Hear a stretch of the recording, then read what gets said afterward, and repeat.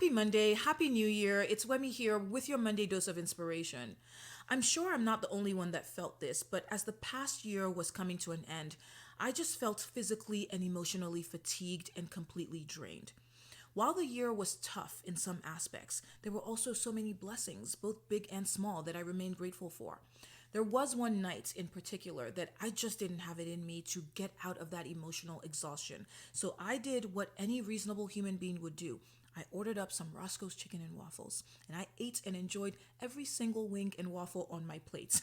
The next day, I dusted myself off, got on my Peloton, sweat my little butt off, and started to remind myself of all of the amazing things that life has in store for me. The Lou Holtz quote that states life is 10% what happens to you and 90% how you respond to it is one that I constantly remind myself of. There's so many things that are beyond our control, but the one thing that we do have control over is how we react to tough life situations. There's no way to prepare for the loss of a loved one, the loss of a relationship, the loss of a job. There was no way for us to prepare for a pandemic or a full stop to the life that we were used to. Last year left so many people exhausted, and if you are one of those people, you have every reason to want to hide, to feel pessimistic, to not want to try again. You have a right to question if this year will be different. That being said, I'll tell you what I tell myself in moments of doubt, frustration, and anger, especially in moments when I feel stuck. You are allowed to feel down, just don't stay down. So, what do you do when nothing around you seems to make sense? When the life that you've built becomes one that you barely recognize? What happens when you find yourself drowning or worse, completely stuck and you can't bring yourself to muster even the tiniest bit of hope?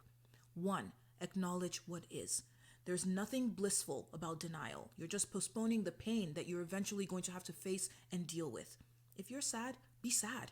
If for a moment you feel like screaming or crying, go ahead and do it. I ate my Roscoe's and I was present in every finger licking moment without guilt or shame. Whatever is happening is happening. It is counterproductive to pretend that it isn't. And quite frankly, the sooner that you acknowledge what is, the sooner you can start moving forward with what is to be. Two, ask for help. A lot of us feel that asking for help makes us look weak. The idea that we cannot handle our lives all by ourselves is unthinkable to most. If this is you, please remember that no man is an island. No matter how strong you are, you cannot carry every burden by yourself. A strong support system, be it family, friends, a therapist, or a coach, is incredibly important when you're going through a hard time. The only way to break through is to open up. Three, begin again. It may seem downright impossible that what you're going through right now will pass, but that is exactly what will happen. Time will make it happen, but you also get a say. You get a say in when you move forward and how you move forward. It is your choice to wallow in self-pity or accept what is, pick up the pieces, and begin again.